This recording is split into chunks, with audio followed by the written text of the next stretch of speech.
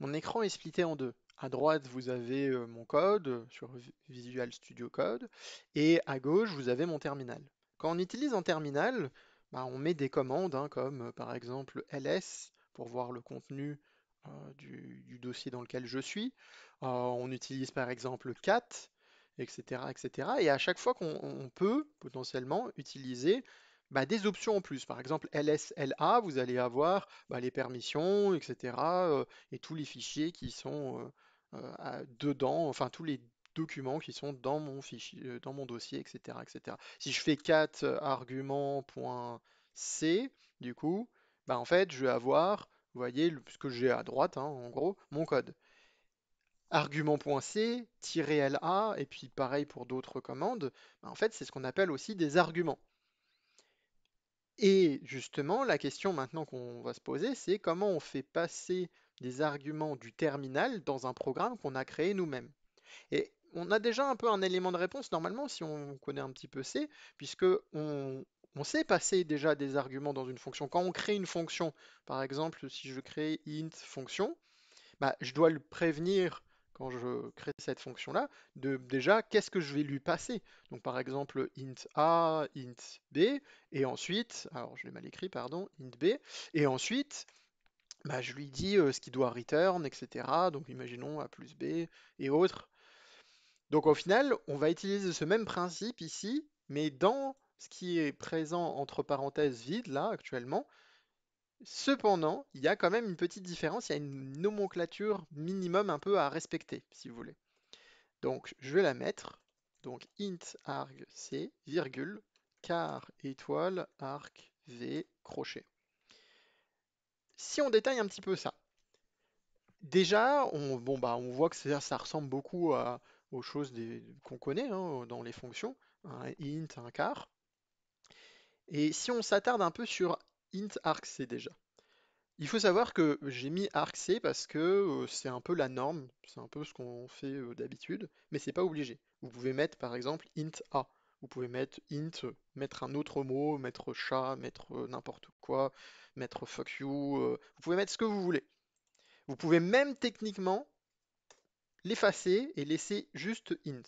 C'est juste que du coup ça rend votre programme, oups, pardon, ça rend votre programme un petit peu moins clair et c'est pas génial en gros. Maintenant, qu'est-ce qui fait ce int argc? Parce qu'il faut toujours un int argc.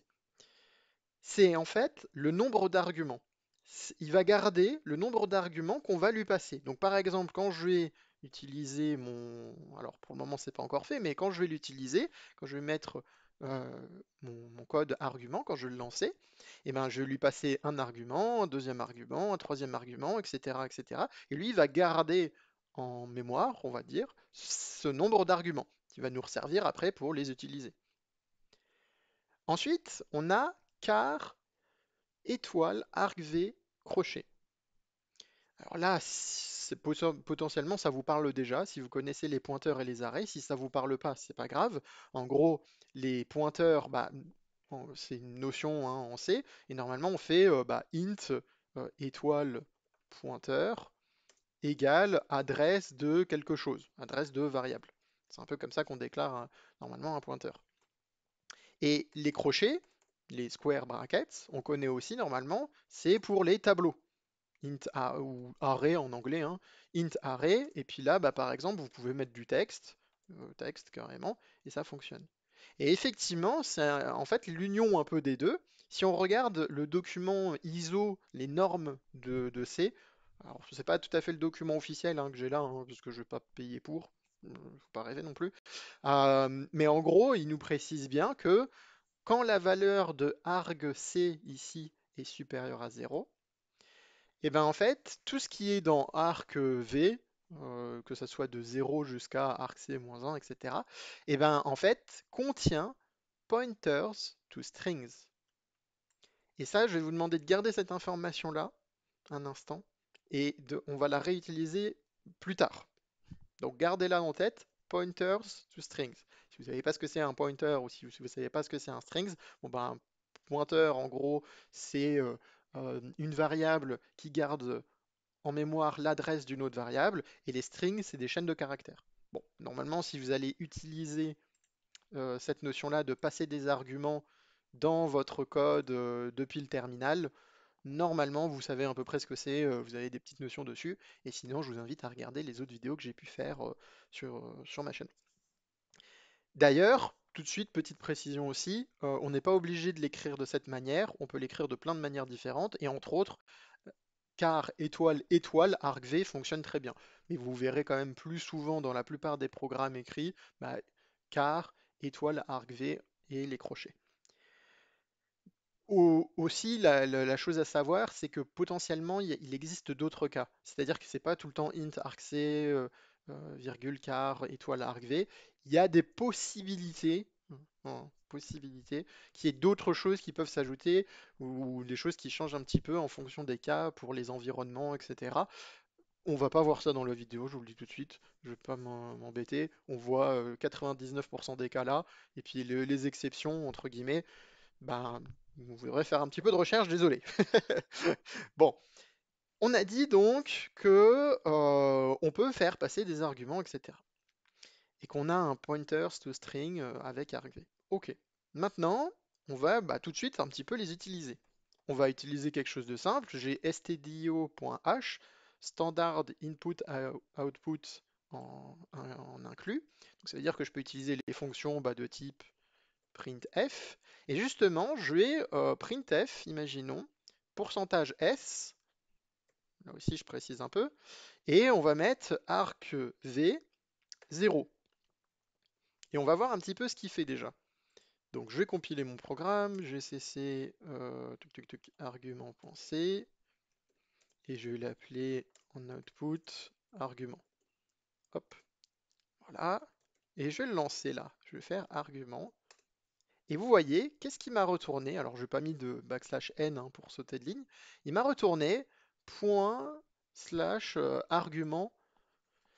Donc, en gros, il faut savoir une chose, c'est que une fois que vous mettez des arguments, le argv0, c'est toujours le nom de votre programme ou de chemin d'accès de votre programme, globalement.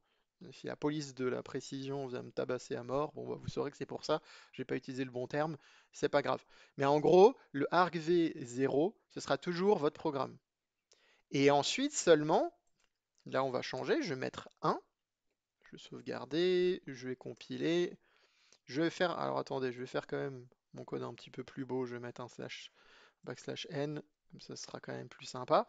Et donc là maintenant, quand je mets argument comme ça, et imaginons que je vais mettre un argument test, j'écris juste test, j'appuie sur entrée, vous voyez, il me sort bien test, parce qu'en fait, encore une fois, ça c'est l'élément 0, et ça c'est l'élément 1. C'est un peu comme une liste, comme un tableau, je veux dire, pardon. Bon, une liste aussi en Python, je pense que vous connaissez potentiellement. C'est un peu pareil, l'élément 0, l'élément 1, etc. On commence toujours par 0, et le 0, c'était précisé d'ailleurs là, vous avez peut-être dû le voir ici. Mais en gros, l'argument 0, c'est le nom de notre programme. Ok. Donc on peut maintenant retrouver tous nos arguments. Une chose qui est potentiellement pratique à faire, c'est on ne sait pas, là, comme ça, si j'efface mon printf, etc., je ne sais pas combien d'arguments je fais passer à mon programme. Donc je pourrais lui dire quelque chose du style int i, donc égale 1. Vous allez voir ça, pourquoi je fais ça. Et je vais lui dire while argv entre crochets i, d'accord? Donc je lui fais passer i. Donc i par défaut est égal à 1. Je rentre dans une boucle while, donc je vais répéter en fait plusieurs fois quelque chose. Et je vais lui dire du coup printf pourcentage s, hop, parce que c'est un string encore une fois, mais ça on y reviendra dans pas longtemps. Du coup, argv i. Et bien entendu, parce que j'utilise une boucle while, je mets i++ pour pas finir dans une boucle infinie où il me sort que à chaque fois l'argument numéro 1.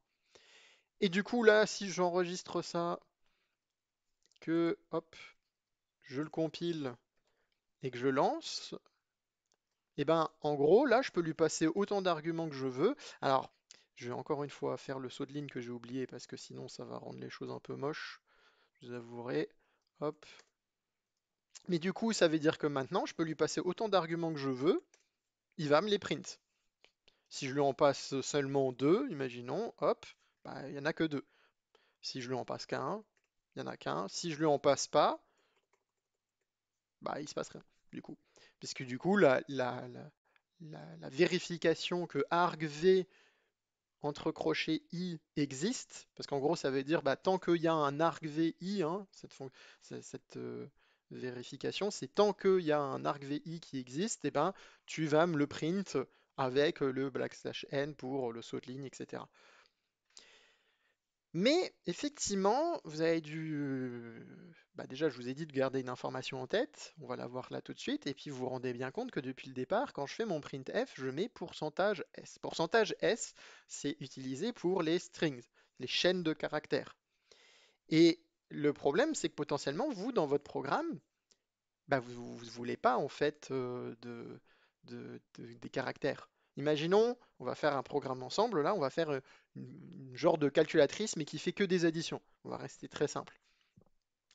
Bah, là, je sais bien, mais du coup, j'ai des caractères, j'ai des strings, et du coup, même si je faisais, par exemple, argument 1, 1, 1, ben, vous voyez, ça fait toujours 1, 1, 1, mais c'est toujours considéré, il n'y a pas eu d'erreur, donc c'est que c'est bien considéré comme des chaînes de caractères. Et c'est normal, parce qu'en fait, on va utiliser une fonction pour changer ça. Si on regarde manfui atoy, donc on va utiliser la fonction atoy, qui nous donne, en gros, qui nous explique que the atoy function converts the initial portion of the string pointed by nptr to int. The behavior is the same as autre fonction, etc. Donc en gros, Atoy, même s'il ne gère pas les erreurs, hein, ça nous est précisé, qu'est-ce qu'il fait?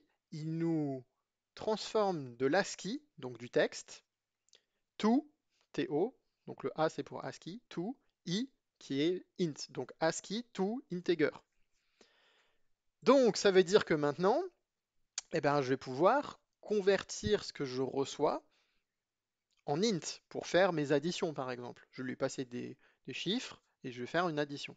Par contre, attention, il n'est pas présent dans stdio.h, c'est bien précisé ici, c'est dans stdlib.h. Donc il faut déjà qu'on commence par rajouter ça tout de suite pour pouvoir utiliser cette fonction. stdlib.h. Hop, voilà. Donc déjà on a ça. Je vais quitter le man page, j'en aurai plus besoin pour le moment. Du coup, on va faire un peu une genre de calculatrice, mais qui fait que des additions. Donc, je vais lui mettre un int compteur que je vais initialiser à 0, qui va me servir. Je vais garder ma boucle while, ça, on la garde. C'est juste que maintenant, on va changer un petit peu les choses, puisqu'en gros, je lui passais le argv dans la fonction atoy. Comme ça, justement, bah, au lieu d'avoir du texte, là, j'aurais bien des chiffres que je pourrais additionner par la suite. Euh, Techniquement, est-ce que j'ai besoin de faire ce printf? Pas vraiment. En fait, on va même l'effacer au final. Je pense qu'on va faire plutôt compteur. Alors, je pourrais faire compteur égale compteur plus arg vi, mais on va l'écrire d'une manière quand même plus sympa. On va faire plus égal. Donc ça veut dire que quand on fait plus égal, c'est compteur est égal à compteur plus quelque chose que je vais lui rajouter. Mais j'ai pas besoin du coup de l'écrire, je fais juste plus égal. Et je vais mettre argv entre crochets de i, mais qui doit être traité, donc c'est là où je vais mettre mon atoy. Comme ça fait quelque chose d'un petit peu plus joli.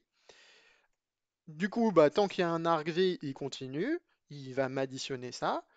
Et du coup, je vais lui dire puts, je vais mettre des petits traits ici pour rendre ça un peu joli. Et là seulement, je vais faire le printf pourcentage d cette fois, parce qu'on n'est plus sur une chaîne de caractères, c'est plus S, c'est bien D, parce que c'est un integer qu'on va lui passer, et je lui passer du coup la valeur de compteur. Hop. Donc on va compiler ça pour voir si j'ai pas fait de faute de frappe. Tac tac tac, je dois l'avoir là. J'ai pas fait de faute de frappe, c'est parfait. Argument. Du coup, je vais lui passer un argument 1 espace 1. Allez, même espace 1 pour faire 3, puisque encore une fois, là, j'ai pas mis de limite, hein, vu que c'est avec ma boucle while, je peux lui en passer plein, dans la limite, bien entendu, des valeurs possibles à l'intérieur d'un int, bien entendu. Le code, là, il n'est pas non plus super, hein, on va pas se mentir. Mais au moins, il fonctionne. Il me fait bien un return de 3. Alors, je vais pouvoir... Alors, ce que je vais faire quand même, je vais essayer de rendre mon code un petit peu plus joli. Au début, on va lui mettre pourcentage %s et on va lui mettre argvi.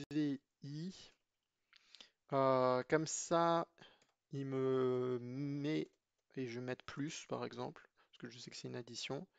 Et du coup, je vais faire des sauts de ligne aussi. On va essayer de rendre ça un petit peu plus joli, concrètement. C'est toujours bien. Paf, le puts. La fonction puts par défaut le met, donc le fait, donc j'ai pas besoin de mettre mon backslash n. Je vais recompiler, je vais repasser d'autres choses, imaginons 20, 22, ça fait bien 42 et ça fait un petit peu plus joli. Ok, parfait. Donc là, on a résolu déjà un problème, c'est que comme on nous a dit qu'en gros, ici, on avait un pointers to strings, bah, maintenant on peut utiliser des valeurs numériques pour faire des calculs, faire des choses, etc., etc. Ça dépend bien entendu de la demande de votre programme, en fonction de ce que vous voulez faire. Récemment, j'avais dû faire un petit programme que vous pourrez retrouver sur mon GitHub, où en gros, bah, je lui fais passer différents arguments possibles, que ça soit 1 à 3, et en fonction de 1 et 3, bah, en fait, c'est des options dans un petit jeu. Donc ça peut être pratique parfois. Et il faisait des calculs, des choses comme ça, etc., etc. Maintenant, c'est pas génial, hein, comme je vous ai dit, notre programme là ici, parce que en gros, le problème c'est qu'est-ce qui se passe quand je vais faire ça. Et bien, vous voyez, quand je mets argument et que je mets aucun argument, il me met juste mes traits de ma ligne puts et mon printf, il me met 0 puisque compteur il est initialisé à 0 quoi. Et souvent, ce qu'on fait, du coup, c'est le dernier point qu'on va voir ensemble, qui est important, c'est souvent on aime bien faire des petites vérification d'arguments, s'ils sont présents ou pas. Et s'ils ne sont pas présents, eh ben on arrête le programme en mettant un message d'erreur. Alors soit on arrête le programme totalement, soit on lui dit, on lui refait essayer de rentrer à l'utilisateur quelque chose. Là, imaginons qu'on lui arrête totalement. Donc je vais faire une condition if pour vérifier qu'il y ait bien les arguments comme je veux. Donc je vais lui dire if argc inférieur à 2, et ben du coup, tu vas me printf quelque chose du style erreur. Euh, il n'y a pas de calcul. Hop, je lui mets quand même mon saut à la ligne pour rendre mon code plus beau. Et alors là, aussi une fonction qui est présente, si je dis pas de bêtises, vous voyez exit qui est bien dans stdlib.h qu'on peut utiliser du coup parce que j'ai déjà stdlib.h pour utiliser Atoy. Et ben en gros, je vais lui dire exit, exit failure. Ça me permet d'arrêter le programme en gros. Donc je vais mettre exit, ouais, exit failure. Hop, voilà. Du coup, si ça c'est mon if, il me faut un else. Parce que sinon, si je lui dis juste ça, bon bah ça peut marcher, mais parfois là, je fais un cas où je sors de mon programme, hein. C'est pour ça que je vais mettre quand même un else globalement ici, que je vais devoir un petit peu tab pour rendre un peu les choses plus jolies. Ce que je vais faire, hop, voilà. Je vais bien fermer mes brackets. Et donc comme ça, là, en gros, normalement, si j'ai pas fait d'erreur, si j'ai pas oublié quelque chose, je vais compiler ça. Hop. Du coup, maintenant, quand je vais utiliser argument, si je mets rien, vous voyez, pas de calcul. Il me met juste erreur, il n'y a pas de calcul à faire. Bon, c'est pas terrible parce que si je mets argument 1, il me fait quand même un calcul. Il me fait 1 plus 0, forcément. Donc il me met 1. Donc je pourrais aussi faire d'autres conditions pour lui dire, à partir de là, tu fais telle chose, telle chose, telle chose. Bon, on va pas plus creuser là parce que c'est plus pour l'exemple qu'autre chose, mais au moins vous avez les idées sur comment mettre en place des arguments depuis le terminal pour votre programme en C. Vous savez comment ça fonctionne maintenant.